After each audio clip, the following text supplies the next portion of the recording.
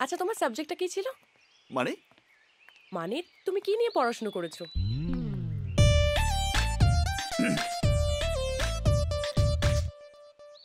আমি হুম।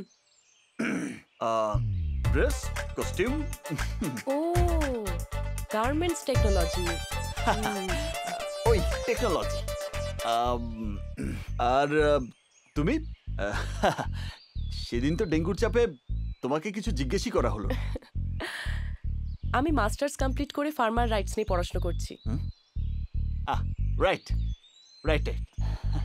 দেখো উজান, এবার কিন্তু আমাদের চাষিদের নিয়ে একটু ভাবা উচিত। ফার্মার রাইট নিয়ে পড়াশোনা করা খুবই দরকার। ওটা একটা দরকারি পড়াশোনা। আচ্ছা, তুমি ফার্মার্স রাইটের কিছু জানো? জানি একটু একটু। মহাপুরুষরা বলে গেছেন, জয় জওয়ান জয় কিষান।